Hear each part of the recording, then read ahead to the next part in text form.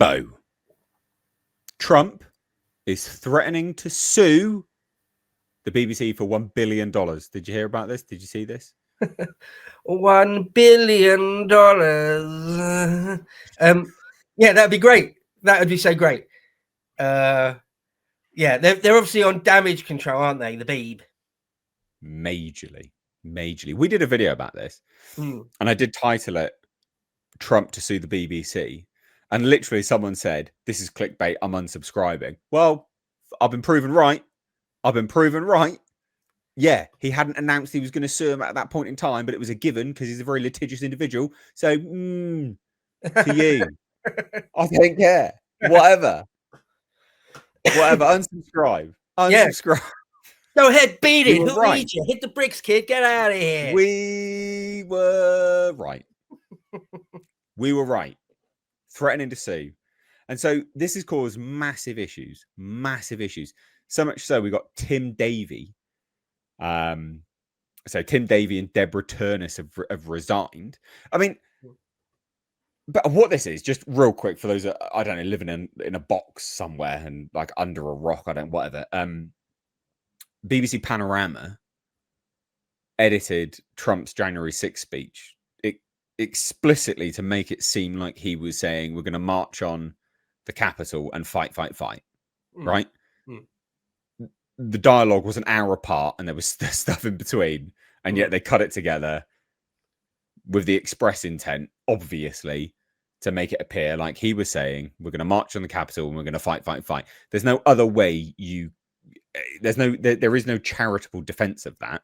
Some people have tried to be like, oh, well, that was actually the main basis of his speech for like an hour. Blah, blah, blah. Shut up. Shut the fuck up. Shut up. You're an enemy. Shut up. Just shut up. All right. Just leave the country. Just go. Just be gone.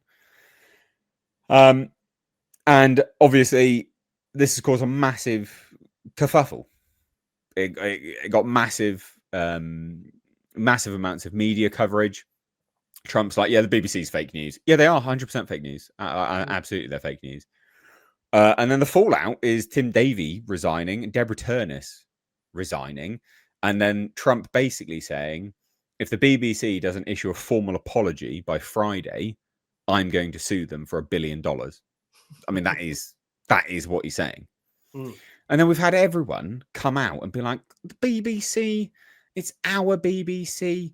We love the BBC. Blah, blah, blah, blah, blah, blah, blah, blah. Ed Davie. Fucking Ed Davie. I was going to say, people like what, though? What people? Yeah, people like Ed Davie. Yeah.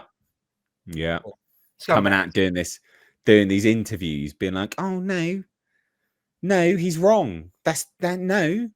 They're impartial. No, they're not impartial. Shut up. Yeah. No.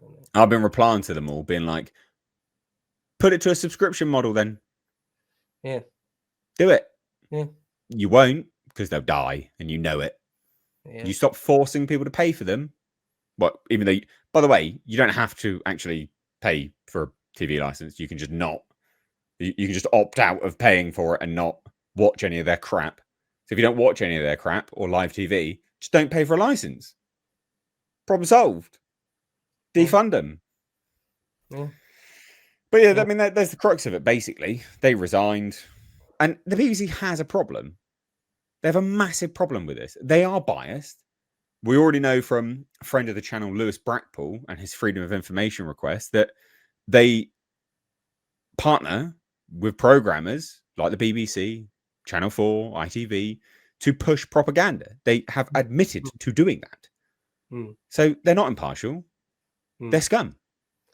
Yep. No, absolutely. And in fact, always have been. The reason, just like most other news channels, they'll get on all different stripes of leftist and just completely ignore anyone on the right, anyone that's truly right wing. Even someone like Tommy, who's like an arch Civnat, will just try and pretend he doesn't exist, basically. Much less actually have anyone on that's like an ethnat. Wouldn't dream of it. No. It's either a wishy-washy lefty, an Ed Davie type, or a full-blown commie. That's what they'll have on. No, yeah, they're completely and utterly biased. I mean, actually, in the article, that can you go back to the other article you had a second ago? In that article, just to let people know, Tim Davie was the DG, the Director General, like the most important head, something equivalent to the head of government, something like a prime minister of the BBC. You can't get any more senior. There's no one more senior than him. I mean, the board is more senior, but that doesn't really count. He's like the CEO, effectively, the DG. So yeah, the top man in the BBC has resigned, and that other woman, Deborah Turner, she's like head of news, basically. And this has never happened before when they both resign at the same time. That's never happened before in the whole history of the BBC. I saw one clip. We said it in our last video, didn't we, about the BBC? How funny it is when the BBC report on the BBC, and the female newsreader reading out Tim Davie's resignation letter. She was like almost crying, or she was like really, really somber, like reading it out, really, really somber. Yeah, fuck these people. The BBC. I would love it if they lost their royal charter. They're not gonna, because it'll be under Labour that it comes up, I believe. So they, of course, they will renew it. But if they lost it and were forced to go onto a subscription format of some type, yeah, not many people would be buying it because it's complete dog shit. And yeah, people like Ed Davie know that. The only reason why someone like Ed Davie is defending it is because it's for him. It's in aid of him. It's in aid of his politics, his worldview, his career. Yeah, of course he's going to defend it. No, Trump's right. It's fake news. Always has been. And now, and in the last 10, 15 years, it's become absolutely explicitly so. Like, it's anti-white, anti-British, anti-nativist, pro-globalist, all these things, pro-trans, all of it. It's pure poison. It's poisoning our society now. Well, it always has been, but even more now. It's ramped up to the point where it's pure poison. I mean, I would love it if Trump got $1 billion out of them and it really crippled them and ruined them. And yeah, if anyone's out there, you can just go on the BBC website. It's honestly about 5 clicks. It will take you about 40 seconds. Well, no, it will take you about 2-3 minutes. You go on there. There's a page. Sorry, go on. I'd just go a step further. I know what you're going to say. There's a page where you can sort of opt out, put in your name, your details, etc., etc. Don't even do that. Don't even do that. They don't need to know your name. They don't like. It's soliciting. They are soliciting. They do. They don't need. I'm not using their service. They don't need to know who I am. That's the attitude I've taken. They'd be like Sky News or you guys in the States, like, I don't know, MSNBC turning up at your house going, you've got a TV, so we'd like to know if you're watching us, because otherwise you're going to have to pay for us. It's like, what? Go away. Yeah. For a lot of Americans and foreign people that don't have anything like this in their country, whenever you tell them, it does sound. It does sound crazy. It is crazy. It's mental. Because if you don't pay, they start sending letters to your door saying, "We're watching you. You better not be watching TV, otherwise we'll start court proceedings against you." You get letters like that over and over again. Your address is under investigation. Fuck off. I just rip them up. Yeah. Once you've received a few of those letters, you know exactly what they are. So I just rip them straight up and put them in a bin. I'm like, piss off. Or I use them to light my fire in my living room. I'm like, yeah, I'll use that as a bit of a fire lighter. That's fine for my kindling.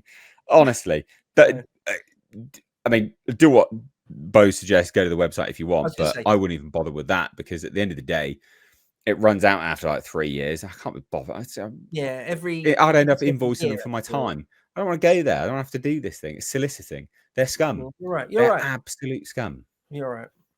Every year or two, you have to do it. Just a real quick say for anyone that does want to do that. They go on their website and there's a bit where it says you want to opt out. You click on that, and all you have to put in is like your postcode and I think your name, and that's it. And that's literally it. And you just click no, and that's it. And then you don't get any letters for like a year or two.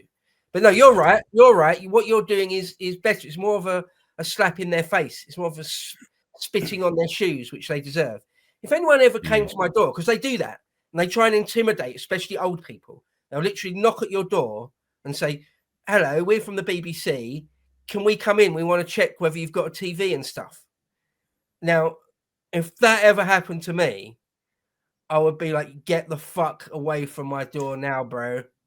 No, you're not. No, you're not fucking coming in, you piece of shit. Get the fuck away from me." And just slam the door. Like, these scumbags are forcing you to pay so they can pump propaganda into your eyeballs against your will. Anti-British, anti-white, anti-Western, anti-nativist propaganda, wall to wall. Wall to wall. The only thing remaining is like a David Attenborough nature thing. Or even that, they'll pump that full of environmentalist propaganda as well. So even that. It's wall to wall slop, true slop, real poison slop. Yeah. So here's just real quick before we finish. Here's what Trump said. Basically, after the resignations, President Trump said top people in the BBC were quitting or being fired because they were caught doctoring my very good, perfect speech of January 6th. These are very dishonest people who try to step on the scales of a presidential election. What a terrible thing for democracy. It's demonstrably true. His lawyers have sent a letter to the BBC threatening legal action. The letter sets out 3 demands: immediately issue a full and fair retraction of the documentary and any and all other false, defamatory, disparaging, misleading, and inflammatory statements about President Trump in as conspicuous a manner as they were originally published. That would take them years to do. They have published so much shit about Trump. Immediately issue an apology for the false, defamatory, disparaging, misleading, and inflammatory statements about President Trump, and appropriately compensate President Trump for the harm caused. So he is actually asking for money already, or compensation in some form or another. Whoo! I mean, that is good. That is brilliant. So the BBC has been giving a deadline to respond of the 14th of November at 10 o'clock, 10 p.m. The letter adds that if the BBC does not comply, the president will enforce his legal and equitable rights, including by filing legal action for no less than $1 billion in damages. And the BBC has said it will respond in due course. Yeah, I bet they will. Yeah, I bet they fucking will. I bet they'll be groveling like bitches.